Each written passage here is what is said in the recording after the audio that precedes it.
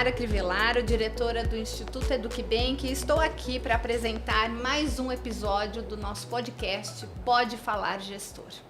O Pode Falar Gestor é um espaço onde gestores têm voz e protagonismo e é onde compartilhamos com outros gestores experiências, dúvidas, dores, enfim, falamos sobre gestão educacional.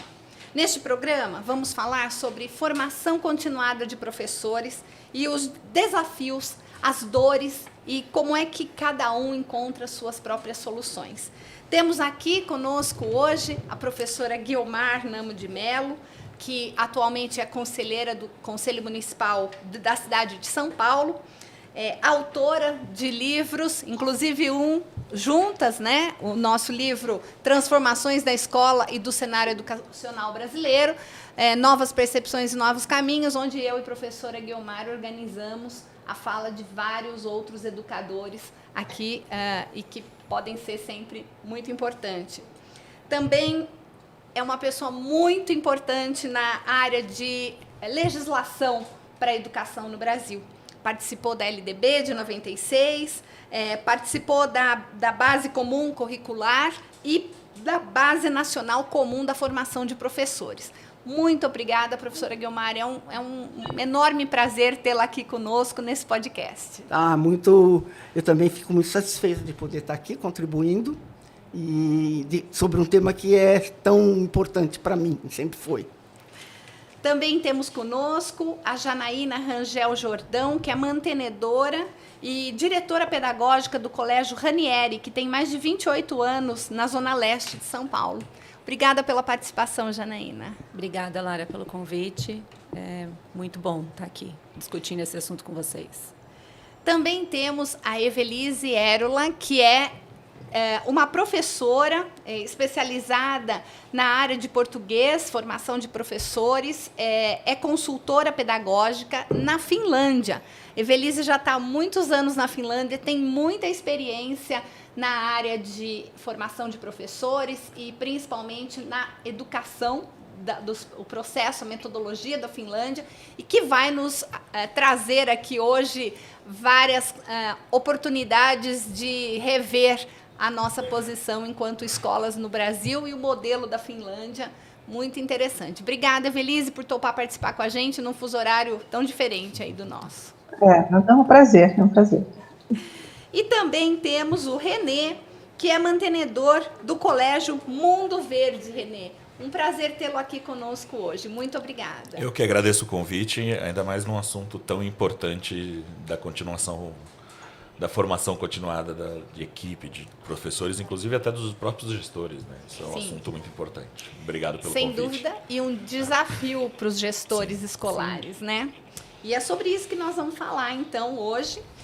Eu queria pedir para a professora Guiomar começar hoje essa nossa apresentação aqui, nosso podcast, com uma pergunta muito simples. Como é que você vê a formação continuada dos professores dentro das escolas? E como é que você enxerga esse desafio que cada gestor de cada escola tem quando se trata de um quadro docente?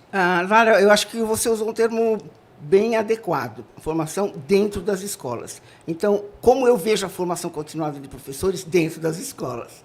Porque nós, até há pouco tempo, no Brasil, sempre tivemos um modelo diferente de convocar o professor para grandes eventos de formação, para seminários, etc., e isso contar como formação. De fato, pode ser uma formação, não é?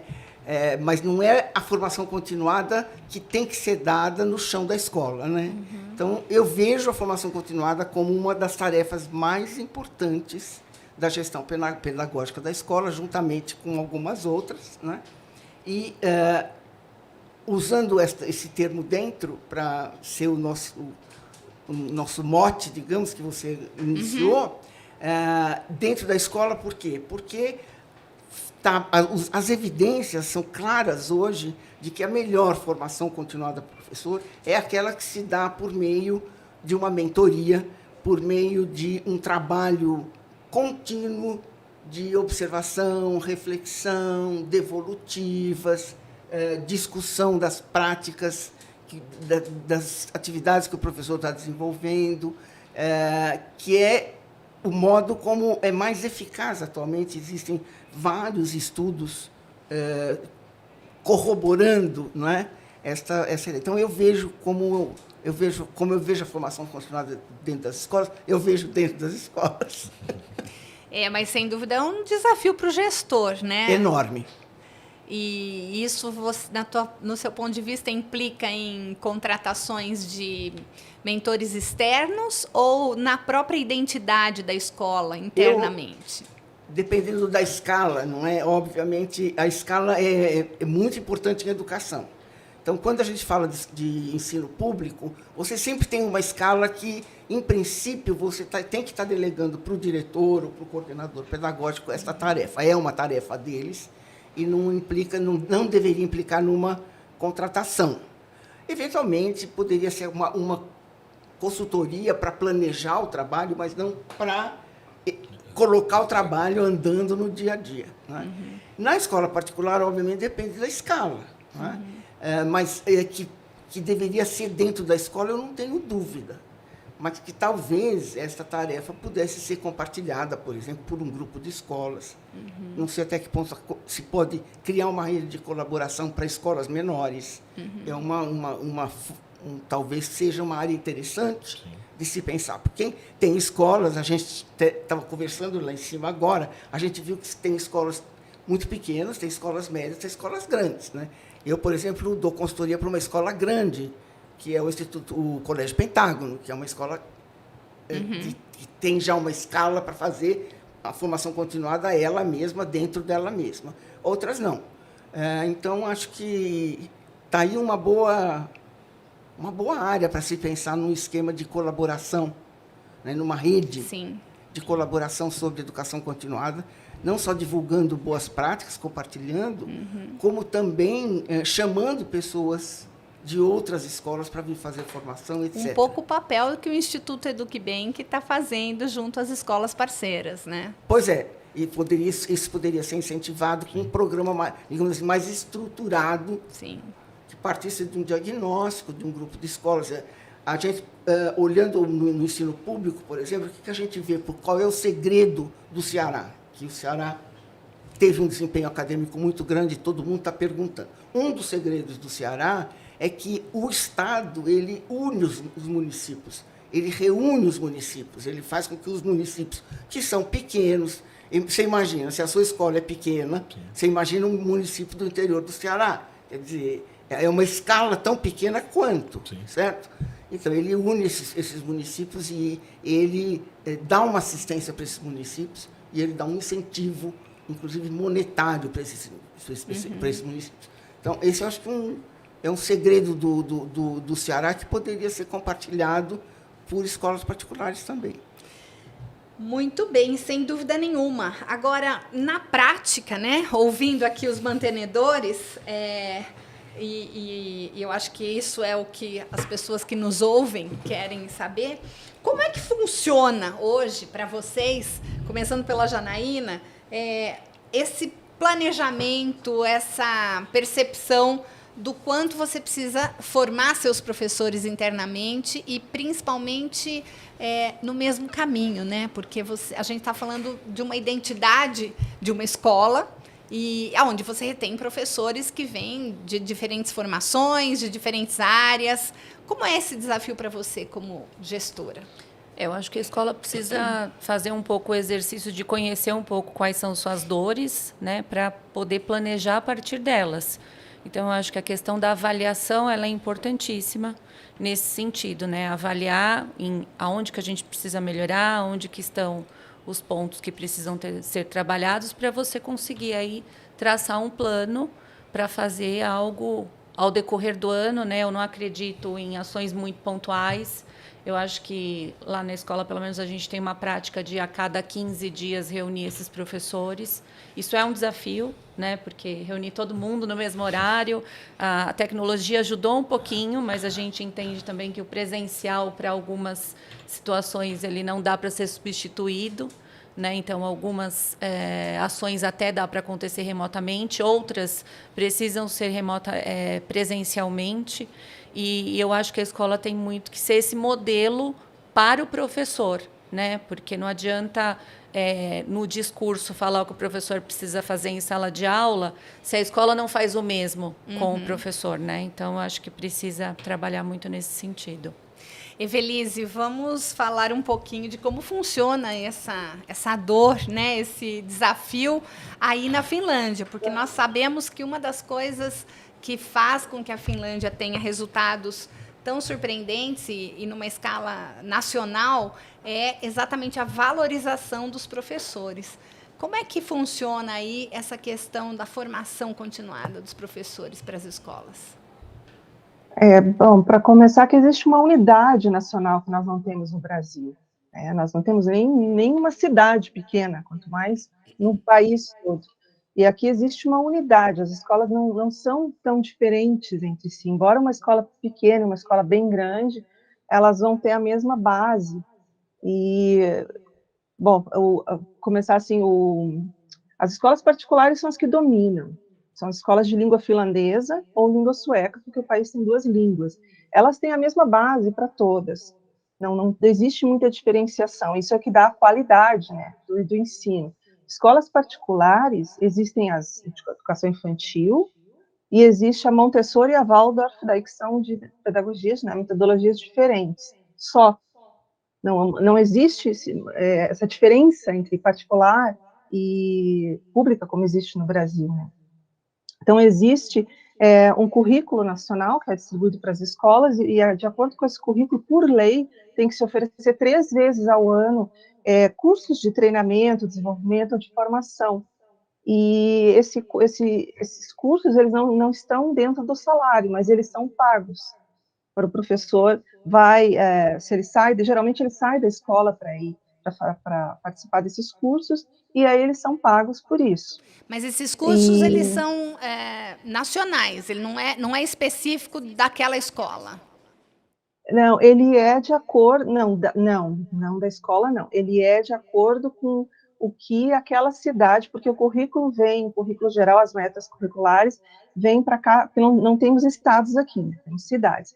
Vem para cada cidade, cada região, cada cidade ainda dá uma mexida, e cada escola vai completar o seu currículo.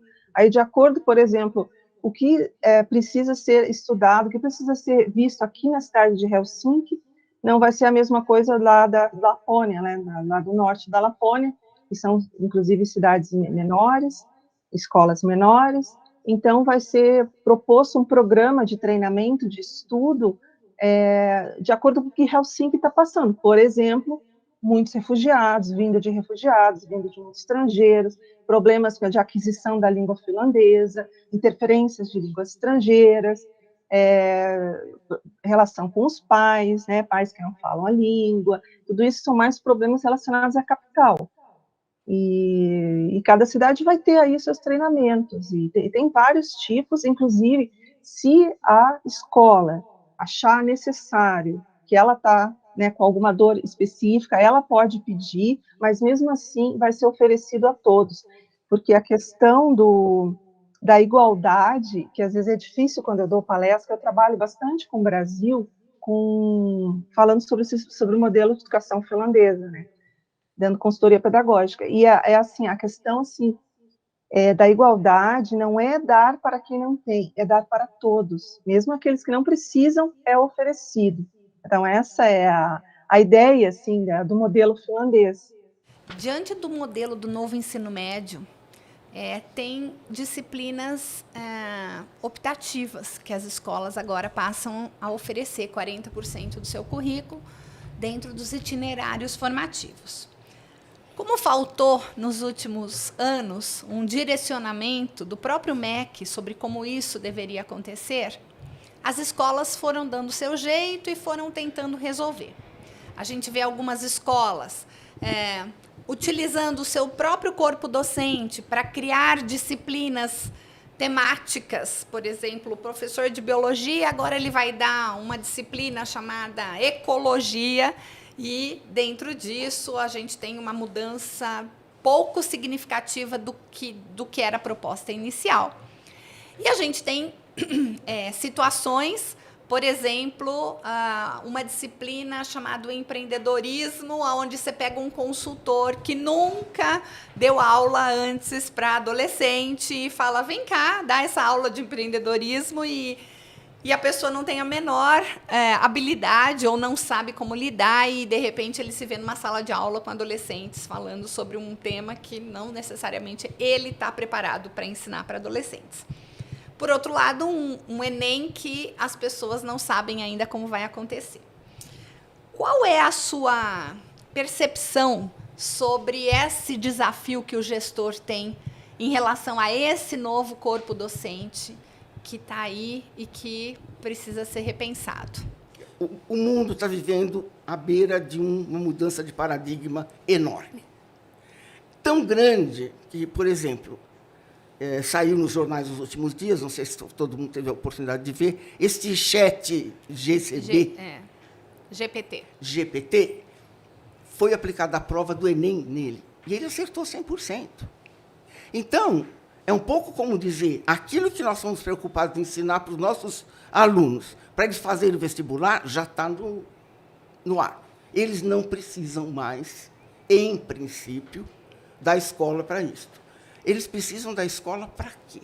Eles precisam da escola para aprender a viver, para aprender a se situar no mundo, para aprender a aplicar esses conhecimentos, para resolver problemas reais da vida humana, social, econômica.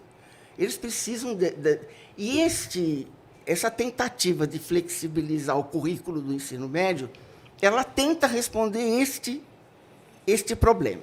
Então, assim, no caso do ensino médio, nós temos obrigatoriedade de uma base comum de 1.800 horas, né? E temos uma parte diversificada que, por falta de coordenação, eu reconheço, mas não só, por falta também de conhecimento mesmo. Nunca foi feito isso. Quer dizer, nós começamos agora, nós estamos dando os primeiros passos. É tentativa e erro ainda. É tudo muito novo, né? Então, querer que a reforma do ensino médio já responda perguntas que ela vai ter que responder daqui a 10 anos é ficar querendo, sabe, pedir para a galinha qual vai ser a cor do pintinho. Ela não sabe ainda. Ela nem botou o ovo, em alguns casos, né? Então, assim, os estados tiveram um papel importante, eles reuniram os municípios, fizeram os currículos. E aí, no caso do ensino médio, os estados têm as suas escolas e eles estão tentando fazer. E as escolas particulares, elas deveriam estar se orientando pelos seus organismos de representação. Quer dizer, eu acho que, desde o SIMPRO, que é o Sindicato de Professores de Escolas Particulares, mas também do CIESP, de uma série tem outros organismos, né, que representam a escola particular, era o momento de estar reunindo com as escolas e estar discutindo como encaminhar essa questão do ensino médio, não é? Nós temos um professor no ensino médio formado numa base excessivamente disciplinar. E este vício disciplinar vai ser difícil de romper nos próximos anos. Então, por hoje, o meu professor ideal do ensino médio seria um polivalente, quase. Pelo menos um polivalente por área. E é por isso que a Base Nacional Comum já vem organizada por área. Eu precisaria de um indivíduo que pudesse trabalhar as ciências da natureza, seja ela a química, a física ou a biologia, de acordo com o que está previsto na Base Nacional e com algum itinerário formativo. As escolas particulares, os itinerários formativos estão direcionados para isso, porque elas estão preocupadas com o vestibular. Não é? Então, elas estão direcionadas para a área de ciências humanas, ou para a área de ciências da natureza, ou para a área de linguagens, artes, educação física, enfim. Não é? Era para isso que eu precisava. O problema é que eu não formo professores interdisciplinares. Entendeu? Então, para dar aula de empreendedorismo, não precisaria necessariamente contratar um especialista. O que eu precisaria, primeiro, é fazer um trabalho com os meus professores para ver qual deles desenvolveu a competência empreendedora na sua própria vida. Isso é fundamental. Se ele tem esse desenvolvimento, ele pode pegar a disciplina dele e trabalhar no empreendedorismo. você pode fazer um percurso formativo no ensino médio interdisciplinar. Então, eu tenho um grupo de professores que dá empreendedorismo, dá história e dá língua portuguesa, digamos. Não é? E o eixo desse grupo não é nem história, nem língua portuguesa, nem... qual foi Ciências sociais. Nem ciências sociais. O eixo desse grupo é o empreendedorismo. Assim é que deveria estar funcionando estas competências, certo? Porque empreendedorismo é uma competência que está na base nacional comum. Já desde do ensino primário, do ensino fundamental, você devia estar começando a desenvolver o empreendedorismo. Se você fizesse isso, quando chega no ensino médio, você tem alunos que são empreendedores. Você tem professores que são empreendedores? Essa é a minha pergunta. Sabe? E para isso, para empreendedorismo, para autonomia, para meio ambiente. Certo? Então, fica inventando contratar alguém para falar de meio ambiente. Nós, cidadãos, temos que, cada um, saber falar de meio ambiente. Porque, se não soubermos, meu Deus do céu, a Terra está perdida. Né? Além disso, nós, professores, precisamos saber como que nós vamos ensinar meio ambiente na nossa área. Eu não preciso ser especialista de meio ambiente. Eu tenho que entender o que a sociologia pode contribuir para o meio ambiente. E aí é que está o segredo desse currículo, que eu acho que é uma ousadia, mas uma reforma que o Brasil estava precisando. E eu acho que a gente pode fazer com isso aquilo que o Mao Tse-tung fez com um americano que foi visitar a China e disse, nossa, como está bonito, como que progresso. Né? Aí o Mao Tse-tung virou e falou assim, volta daqui a 1000 anos. E você vai ver. Não é o caso do currículo, mas assim, volta daqui a 5 anos. E vamos cada escola trabalhar e ver o que vai acontecer. A Guiomar, ela é uma das autoras e participantes aí da Base Nacional Comum do Formação de Professores, que muita gente ainda nem sabe que existe, né, que está dado, mas o papel das universidades ele é muito importante. Nós temos hoje mais de 80% dos professores que cursam um curso de pedagogia hoje estão no modelo EAD.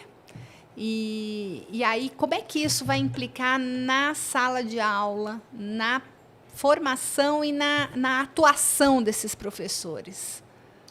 Em primeiro lugar, eu acho que a nossa posição em relação ao EAD não pode ser uma posição de jogar a criança com a água do banho.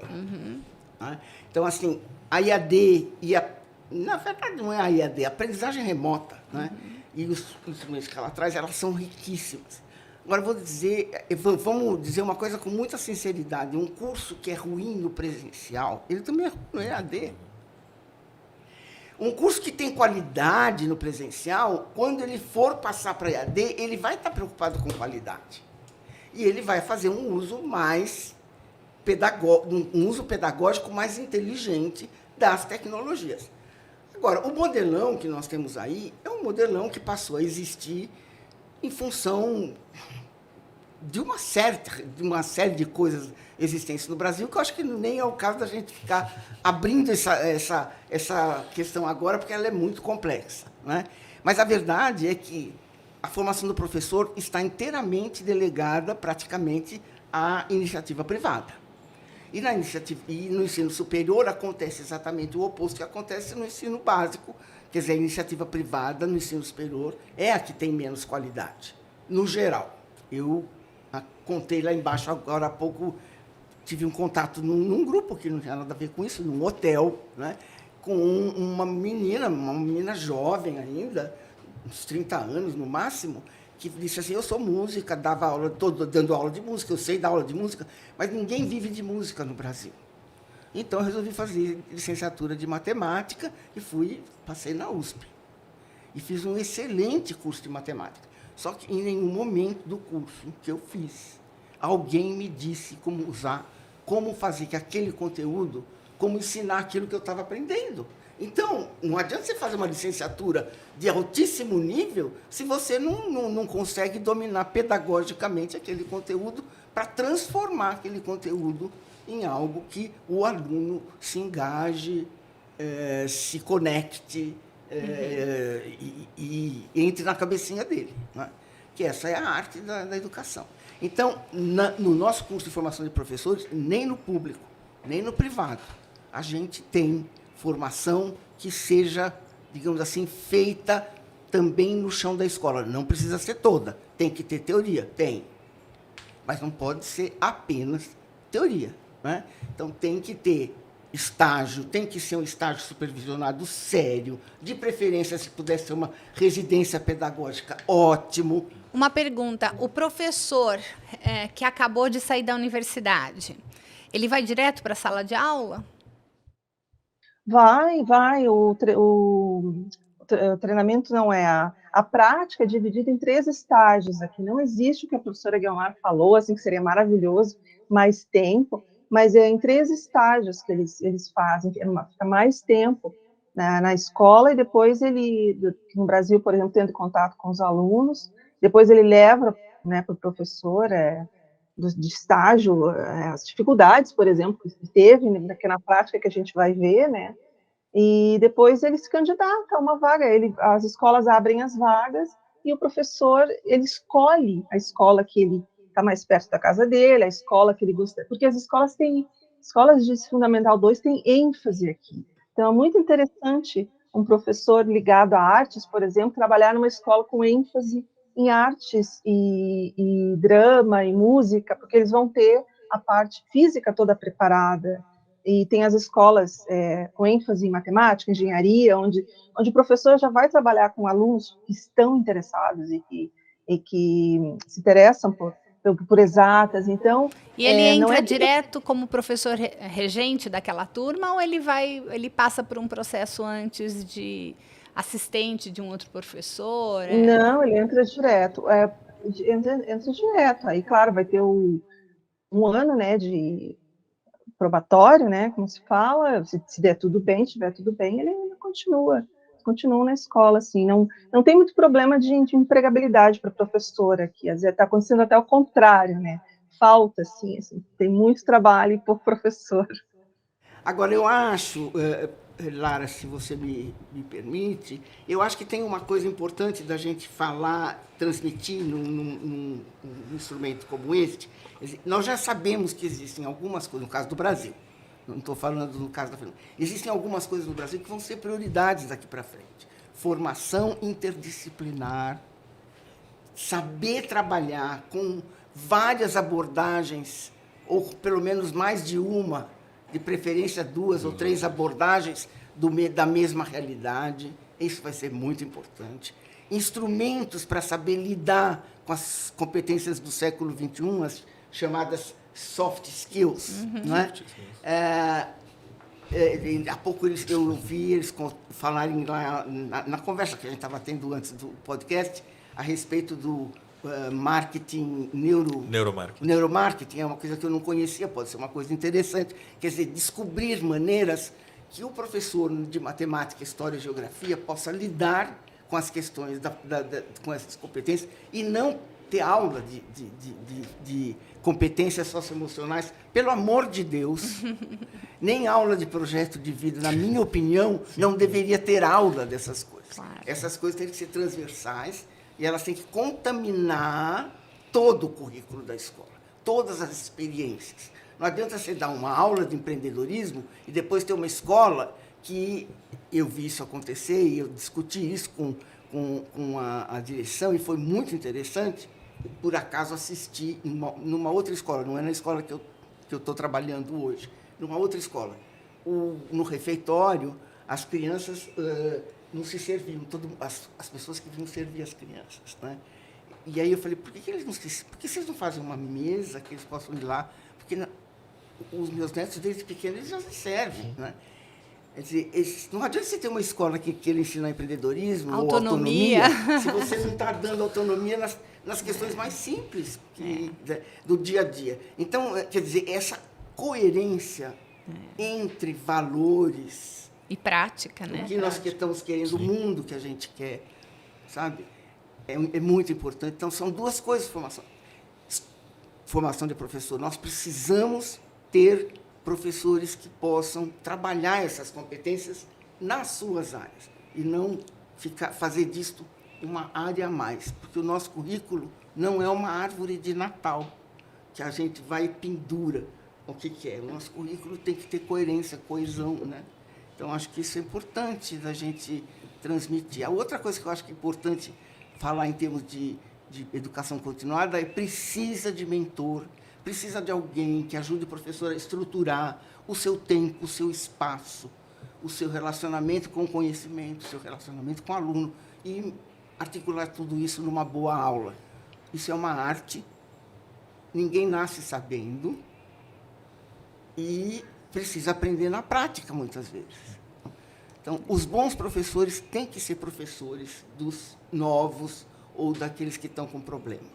Essa talvez seja uma maneira mais barata de fazer formação continuada. Sem dúvida. Eu acho que o que nós estamos fazendo aqui hoje é extremamente rico, porque, para além de ser um apoiador financeiro da Escola Brasileira, o EducBank tem um instituto que tem a ambição de poder promover debates como esse para apoiar as escolas exatamente nessa reflexão que é tão importante para que a gente possa realmente avançar em termos de educação no país. Não basta ter um currículo lindíssimo na prateleira, né? A gente tem que botar na prática, porque o currículo ele é vida, ele se movimenta e a gente precisa ter pessoas. E o professor é a base de tudo isso, para que tudo isso, de fato, a mágica da educação aconteça. Vamos começar terminando, né? Com os gestores escolares que estão aqui e o que vocês têm para nos contar, então, de especial dentro dessa formação de professores, que é o tema e que nós debatemos aqui hoje. Janaína, por favor. Eu acho que uma coisa que a gente tem é essa questão de um calendário para isso, de um tempo para isso e de um olhar para essa formação, porque a gente entende que é importante. Lá na escola a gente tem um plano de carreira, então dificilmente a gente contrata um professor de ensino fundamental até 5º ano, por exemplo. Então a gente começa com as estagiárias lá na formação, no término da formação delas em pedagogia, auxiliando um professor, ajudando, e essa carreira vai progredindo para ações mais estratégicas dentro da escola, até que ela chega a ser uma professora de infantil. Então, dificilmente o professor também começa a dar aula para um 3º, 4º ano, sem antes ter passado pelo infantil. Porque a gente entende que precisa entender um pouco a criança para conseguir ensinar essa criança, né? Porque eu acho que a gente estava falando muito disso, né? Às vezes, o problema não é nem o professor não ter o conhecimento para ensinar, mas em que grau que ele coloca isso. Se ele está indo muito profundo numa série que aquilo ainda não tem toda essa profundidade, ou se ele está muito raso numa turma que já tinha que ter essa profundidade. E achar essa medida, eu acho que é o grande segredo. Então, algumas práticas são essas, outras, a coordenação diária, eu acho que ajuda muito, a gente tem lá por componente. E esses professores fazerem a formação dos outros professores dentro das áreas. E uma coisa que a gente está começando agora é estimular os professores a compartilhar as boas práticas, que isso também acaba dando uma autoridade para o professor que está mais tempo na escola e que a gente entende também como uma forma de valorização do trabalho do docente. Acho que basicamente é isso. Muito bom. Renê? E em cima praticamente de todos os pontos que nós falamos, mas entender o chão da escola, entender suas dores para fazer a formação e começar a solucionar elas. Porque muitas das vezes a gente quer fazer uma formação que não tem... É ótima, é linda, no papel, só que na prática não vai se ter uso. Então, fazer a formação no que realmente se precisa na prática da escola. Então, o base é entender qual as tuas dores, o que tua escola está trabalhando, qual o problema dentro da tua escola, porque assim você consegue falar, o meu problema é esse, então deixa eu achar um treinamento que solucione esse. Mas tem vários. Sim, mas tem que começar aos poucos, um a um. Selecionei esse, lindo e belo, qual é o próximo? E aí a formação continuada no chão da escola mesmo, porque só no dia a dia, só dentro da escola, com os alunos, Porque é o que a gente estava falando fora. Tu deu aula hoje para uma turma, amanhã a mesma turma, com os mesmos alunos, o mesmo professor, é completamente diferente. Vai ter outras questões, outros problemas. E em cima do que falou de tecnologia, trazer isso para a equipe também, para a formação, para que eles possam, de uma forma que atraia a atenção das crianças, é aquilo que falou do site, tá vendo isso? Tá, é legal. Mas tu sabe por que foi criado isso? Como foi? Mostrar as ferramentas que eles usam hoje pro dia a dia. Da parte do entender, falar isso é bom, isso é ruim.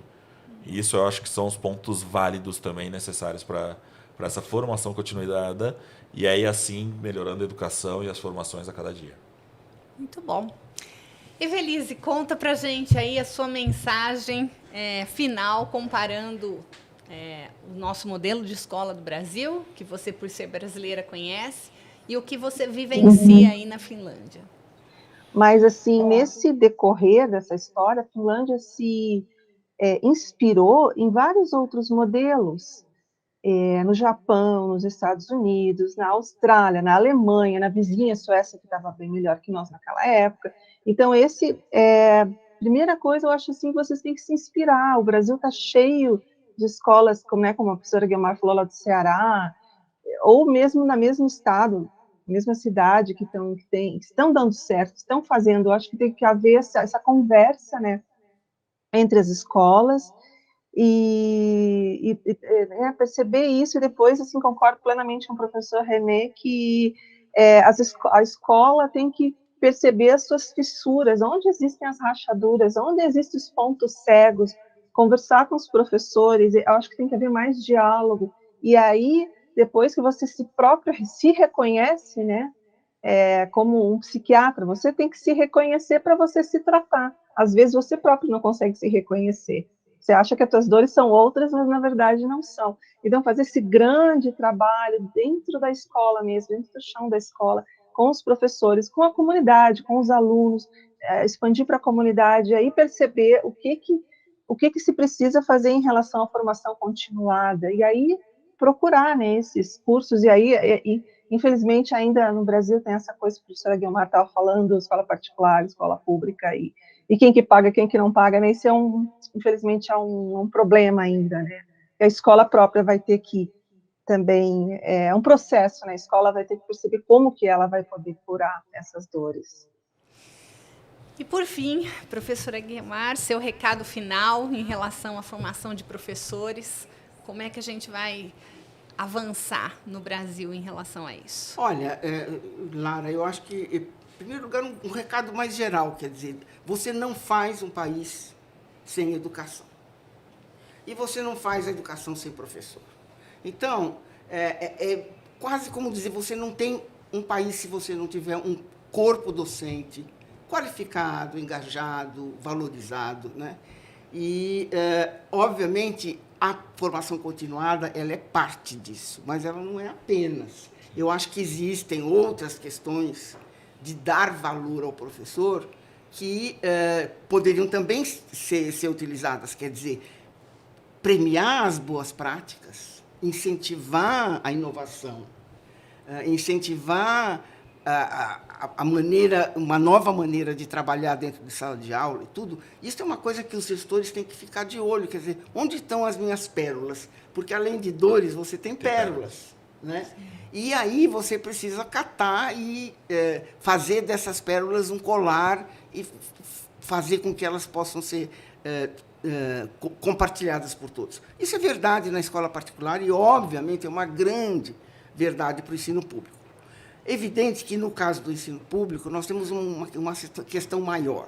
A formação inicial, no caso do ensino público, ela é muito importante. Quer dizer, a maioria dos sistemas de ensino no Brasil, ela recebe os professores para um período probatório de 3 anos, que, na verdade, não funciona como um período probatório. Por exemplo, agora, a Prefeitura de São Paulo está tomando várias iniciativas ligadas à residência pedagógica para professores, né?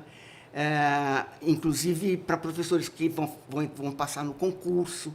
Então, maneiras de você ter formas de trazer professores, inclusive abrir as escolas da prefeitura para professores de outras faculdades particulares ou públicas que queiram vir fazer estágio nas escolas da prefeitura, certo? E incentivar isso de alguma maneira. Então, acho que tem que pensar, de um lado, no caso da escola pública, em políticas públicas que, de fato, promovam um maior valor para o professor da nossa sociedade, começando até mesmo da imagem que a gente constrói do professor, né? E políticas públicas que realmente promovam o professor, por exemplo, vou voltar ao exemplo, o professor está numa única escola. Gente, numa cidade como São Paulo, um professor conseguir ganhar a vida trabalhando no máximo em 2 escolas é um enorme valor que você está dando para ele. Mas, para isso, você tem que ter um currículo menos fragmentado. Você tem que ter uma abordagem pedagógica que contribua para isso. Professor, política pública de valor, o professor precisa dar valor aos cursos de formação inicial. Se o Estado não vai ter como cumprir isso gratuitamente, ele tem que dar bolsas para que os alunos, os jovens possam frequentar as escolas particulares ganhando. E ganhando melhor do que um ProUni paga. Já adianto isso. Não basta um ProUni. Tem que ser mais do que isso. E aí ter realmente um sistema de avaliação da qualidade desses cursos, como, por exemplo, essa máquina de fazer dinheiro que é a EAD hoje. Então, precisa uma política pública que pegue esses 2 polos e resolva isso. Porque, se o professor for bem formado, ele vai dar menos trabalho para você, ele vai dar menos trabalho para você e vai dar menos trabalho para o Estado onde ele vai trabalhar. Então, acho que é disso que a gente está falando, precisa pôr dinheiro. Não fica barato formar um bom professor. Dê uma olhada quanto custa um bom curso no INSPER, de São Paulo. Esse deveria ser um norte, não digo para ser igual, mas deveria ser alguma coisa para um curso superior de formação de professor. E a maioria dos professores, dos alunos que vão fazer o vestibular para fazer curso de formação de professor, não pode pagar por isso. Como é que nós vamos financiar este problema? Eu deixo isso como uma pergunta. Eu não tenho uma resposta sozinha. Muito bem, gente. Instigante e nos deixa aqui mais uma provocação para mais um espaço de debate como esse. Professora Guiomar, muito obrigada pela sua participação. Imagine, muito obrigada. Evelise, uma honra tê-la aqui conosco. Imagina. Janaína, Grande prazer Renê, a participar. prática de vocês é muito importante, a agradece. troca, né? O que nós queremos nesse espaço, nesse podcast, é oferecer para as escolas um espaço colaborativo, um espaço de troca. E por isso a participação de quem está em casa, você que está nos assistindo, é super importante. Curta a nossa página, siga-nos no Instagram, siga-nos no YouTube, no nosso Spotify. Deixa os seus comentários, coloque sua pergunta.